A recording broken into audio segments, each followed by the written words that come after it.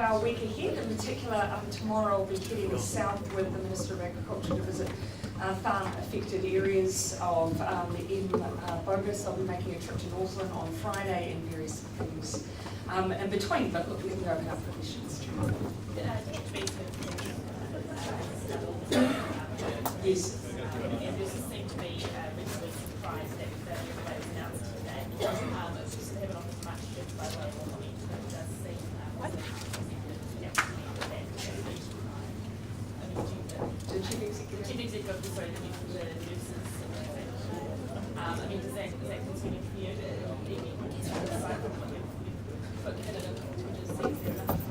Look, this is a matter for negotiation, but by way of the deal, it is a doubling of what the DHB last offered. It addresses some of the concerns that nurses raised around staffing issues with a pledge to bring on an additional 500 nurses into our nursing workforce. It's a 9% pay increase, and it also includes 2 new pay bands to address the fact that there are currently only 6 for our nursing workforce. And as I say, it is a $500 million deal.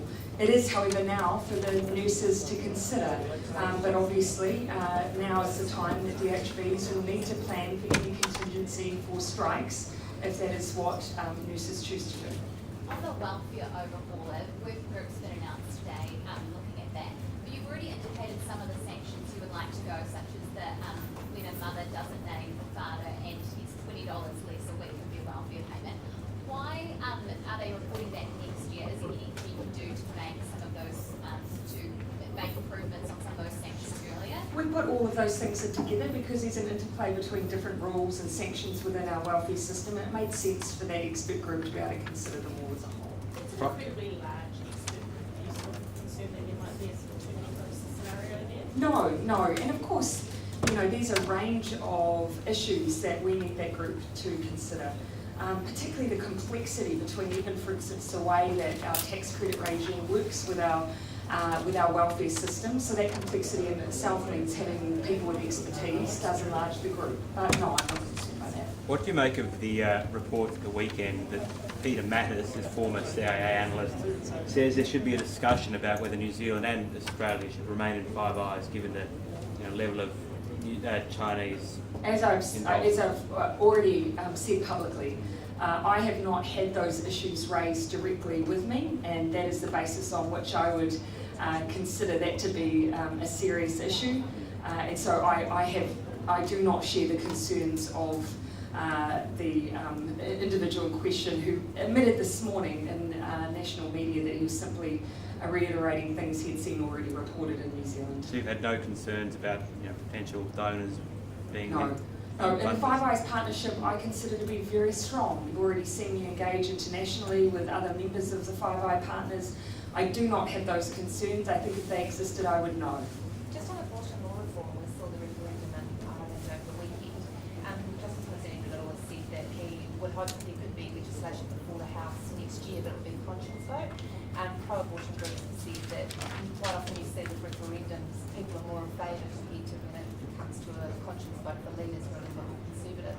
Do you think that that is the case? Oh, look, and we're working through a process where I hope we would see a large range of support. I don't want to preempt that, but I hope the process means that we'd have a significant number of parliamentarians who would support the work that's been done. The Law Commission is leading it. They're undertaking a consultation process. We're trying to do this in a way that we can garner that support more broadly. Andrew Little said whether it would get into the House next year, providing government of Brown recommendations at the end of this year, would depend on how many other things are going on in the House. Would you make it a priority next year to ensure that that will get through as quickly as possible? Well, look, I think the first stage is actually making sure that we get that work back and drafted by the Law Commission. It's something that I've said in this term I'd like to see dealt with, and so a focus for me will be making sure that we've got that broad support so that we can see it through to its end. And just lastly, do you think New Zealand politicians should be embarrassed by how slowly we've done abortion law reform, considering Ireland is such a conservative country? I think there is a difference. I mean, of course, you can access abortions in New Zealand. The issue is we're still categorise it within our Crimes Act, and of course there are then a number of flow-on effects from it being categorised in that way for the way that women access. And so that's why I think it's only right that we have the Law Commission undertake this work, because as I've said, my personal view is that in 2018 it should no longer be a part of our Crimes Act, regardless of whether or not women can access it. But based on the changes Ardern wants to make, they would actually be further ahead in the And we're doing the work as we speak. In a pre-budget speech, you outlined business confidence as an elephant in the room. There's business confidence figures coming out later this week. Do you think that the budget, as conservative as it was enough to get businesses on site?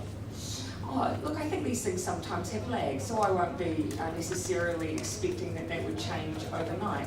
As I say, the number one concern that I have is making sure that economic activity reflects reality, and that's continuing to be the case. And it's a bit more of an issue of pride around the perception issue more than anything. Because some of the figures within that, the economic numbers were actually quite rosy. Do you think that's going to be enough to push businesses over the edge? Again, as I say, reality is much more important, but as a matter of pride, I wouldn't mind perception moving as well. The Salvation Army is the latest to come out about the confusion around Kiwibuild. Is that policy just doomed to fail? No, because the alternative is do nothing and continue to have a declining home ownership rate, and I don't accept that. But do you think the public has any confidence in it when you've got all of this confusion around Yeah, policy?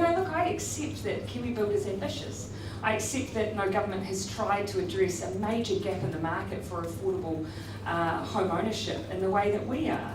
We need to prove that it's possible, and that's what we're working on. Will you consider importing workers kind of en masse as the government did around Canterbury to get Kiwibuild off the ground? We were critical of any policy around bringing labour that didn't alongside it have a plan around training our domestic workforce. But we also acknowledge we have a skills gap right now. If we want to be able to deliver roofs over people's heads, we have to look at filling that skills gap, but we'll only do it alongside a plan to make sure that we're training New Zealanders at the same time. So how many people are you going to bring in? Oh, again, this is an area of work that I've asked our Minister of Building and Construction to look at. We need a long-term plan to train, to encourage more apprenticeships. That's what we were working alongside the industry on. But in the short term, we also have a skills gap we need to address. How do you respond to people who say that the fees-free policy has actually drawn people away from apprenticeships, which are relatively cheaper, and into universities? I would argue that that's not the case. If you move into a polytech course, you'll have 1 year free. If you become an apprentice, you get 2. All right, thanks everyone.